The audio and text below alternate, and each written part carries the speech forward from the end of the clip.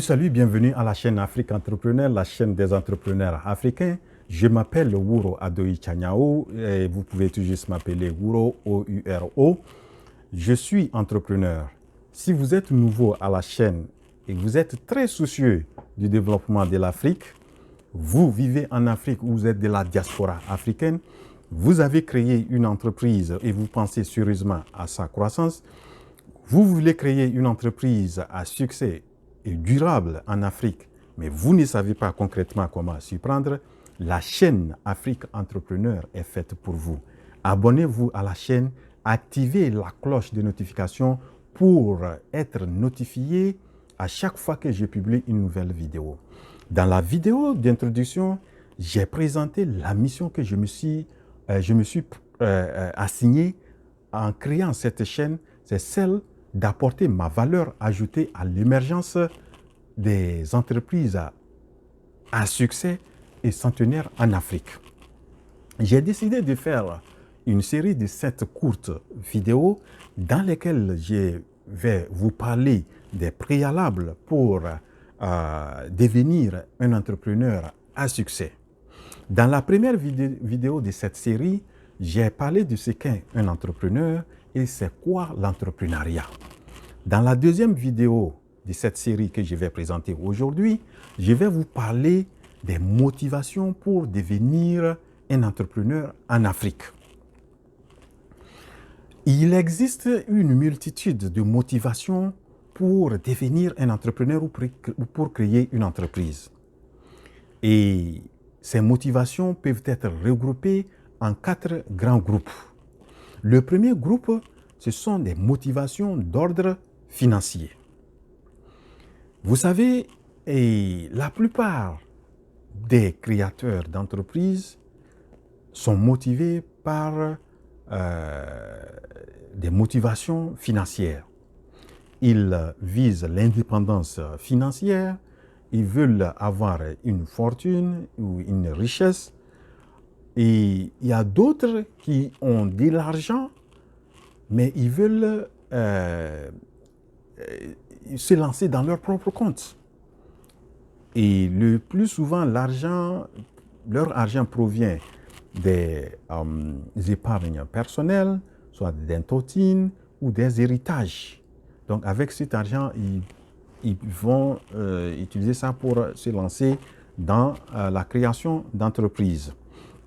Nous avons aussi ceux qui ont des gens ou des structures qui vont les appuyer. C'est le cas, par exemple, des gens qui ont un membre de famille ou un ami ou une association financière ou une autre source. Et avec ces sources, ils auront les moyens pour pouvoir créer leur entreprise. Voilà donc un peu les raisons d'ordre financier. Nous avons aussi le second groupe, les motivations d'ordre économique. Dans ce groupe, nous avons les cas de crise économique. Lorsqu'on a une crise économique, et surtout lorsqu'elle est aiguë, il y a souvent des cas de compression du personnel. Et les employés compressés reçoivent généralement des droits et des primes. Donc, lorsqu'ils se retrouvent dans ces situations de perte d'emploi, et des fois, ils recherchent des emplois, et lorsqu'ils sont vraiment dans une situation d'impossibilité de trouver l'emploi, ils se lancent dans la création d'entreprises.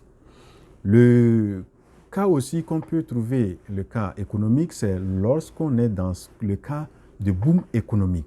Dans le cas de boom économique, c'est que les gens ont l'impression que les choses sont faciles, que les choses vont bien et que s'ils se lancent dans la création d'entreprises, ils peuvent se faire beaucoup d'argent. Et des fois, ils quittent leur profession qui sont des fois dans des situations confortables pour aller créer les entreprises. Et souvent, c'est dans cette période de boom économique qu'on a une floraison de petites et moyennes entreprises ou des petites et moyennes industries. Voilà donc un peu présenté le cas des motivations d'ordre économique. Le troisième groupe, nous avons, ce sont des motivations d'ordre professionnel.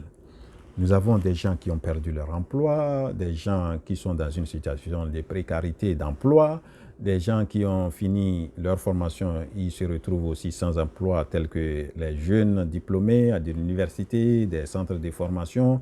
Et en certain moment, lorsqu'ils sont à un niveau où il n'y a plus d'espoir, la seule option pour eux, c'est la création d'entreprises.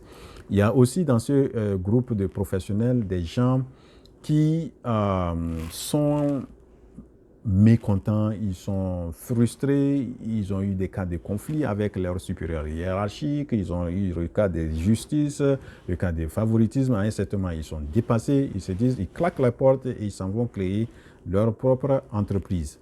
Nous avons aussi le cas des gens qui ils ont l'habitude vraiment de faire de ce qu'ils aiment, mais à un certain moment, le fait d'aller toujours travailler dans où ils travaillent, où ils sont obligés de se pointer du matin jusqu'au soir, travailler peut-être de 7h jusqu'à 17h, et aussi à un certain moment, ça devient une routine pour eux et ça devient ennuyant, et ils quittent et ils s'en vont créer leur propre entreprise. Nous avons aussi dans ce cas aussi des gens qui ont acquis une certaine expérience.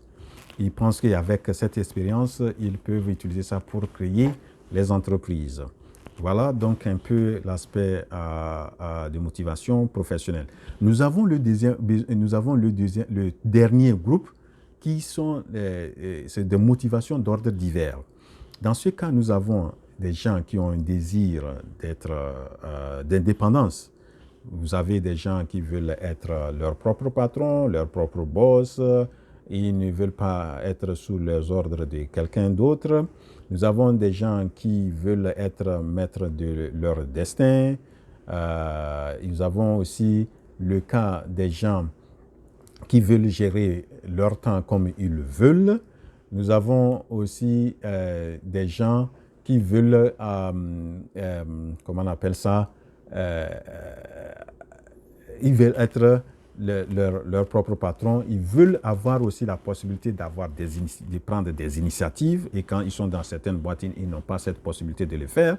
Eux aussi, certains aussi veulent assumer des responsabilités. Et ils n'ont pas cette chance d'avoir ça dans là où ils travaillent. Donc, tous ces trucs peuvent les amener aussi à aller créer des entreprises. Nous avons aussi en Afrique des gens qui créent aussi des entreprises pour faire de la figuration, de montrer qu'eux aussi, ils ont créé des entreprises. En réalité, c'est pour cacher quelque chose. Ils font vraiment de matu-vu pour se montrer qu'ils ont créé d'entre eux, mais ils ont vraiment des sérieux problèmes. Donc, il y a des cas aussi comme ça. Nous avons aussi des cas où des gens ont des idées géniales. Ils transforment ces idées géniales en opportunités entrepreneuriales et ils créent des entreprises. Nous avons aussi des motivations d'ordre sentimental. Vous savez, aujourd'hui, nous avons aussi des cas de plus en plus des entrepreneurs, ou surtout des jeunes, qui veulent créer des entreprises qui vont changer l'Afrique ou changer le monde. Vous voyez, ils savent les problèmes que l'Afrique a, tels que les changements climatiques, l'insécurité alimentaire, les problèmes de l'électrification, les problèmes d'Internet, de technologie, les problèmes de santé, les problèmes... Donc, ils veulent aussi participer ou bien apporter leur contribution aux solutions à ces problèmes-là. Nous avons aussi ceux-là qui veulent se rendre utiles à la communauté dans laquelle ils vivent. Des fois, ils créent des produits et services vraiment qui vont être utilisés par la communauté. Je donne l'exemple ici de Madame Glao Tia Philomène. C'est une femme que j'apprécie beaucoup et qui s'est inspirée de la situation dans laquelle ses parents du village qui s'appelle Sipilou, Et les parents devraient aller chercher leur pension de retraite à Daloa et ils se trouvent dans une situation où il n'y avait pas des bus de transport. Donc, des fois, ils passent des semaines pour pouvoir récupérer ses pensions, ou bien il y a des fois où il y a des cas de mort. Donc, quand elle a constaté ça, ayant un peu de moyens, elle a investi, commencé à acheter quelques bus qui ont commencé à faire des transports. Et aujourd'hui, elle est devenue une référence, un modèle, une dame, comme une reine, surtout à l'ouest de la Côte d'Ivoire. Elle a bâti une fortune dans le transport commun. Voilà, il y a d'autres aussi qui veulent aussi participer à la création d'emplois dans leur communauté. Et Madame aussi Glao en est aussi un exemple. Elle a contribué à la création d'emplois dans l'ouest de la Côte d'Ivoire. Nous avons aussi des gens qui veulent aussi participer au redressement économique de leur communauté ou de leur pays. Nous avons aussi des cas de gens qui veulent aussi devenir des modèles ou des exemples pour les jeunes. Ici, je donne l'exemple de mon frère Tion Nyang, mon frère sénégalais, qui a quitté le confort américain pour aller s'installer dans un petit village au Sénégal. Et il a créé une ferme agricole de référence. Et franchement, applaudissements à mon frère Etienne Nyong. Il y a d'autres aussi qui veulent aussi créer laisser ce qu'on appelle legacy, Ils veulent léguer quelque chose à leur progéniture ou à leur communauté. Et vous avez des gens qui créent des entreprises et qui deviennent des entreprises qui vont être gérées par les fils et les grands-fils, etc. Et c'est dans ce cadre aussi que je pense personnellement que je veux aussi laisser quelque chose à mes enfants, laisser quelque chose dans la vie aussi, que j'ai pu aussi contribuer à quelque chose en Afrique.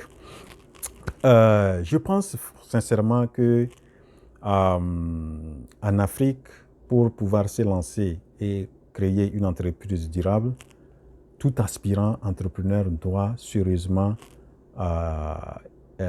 définir les motivations réelles qui l'amènent à créer l'entreprise.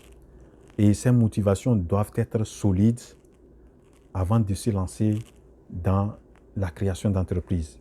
Car l'entrepreneuriat est une aventure très, très délicate. Elle est tortueuse, elle est très passionnante, au même moment pleine de risques. Voici, nous sommes arrivés à la fin de cette vidéo. J'espère que vous l'avez aimé. Et si vous avez aimé, n'oubliez pas de cliquer sur la touche j'aime.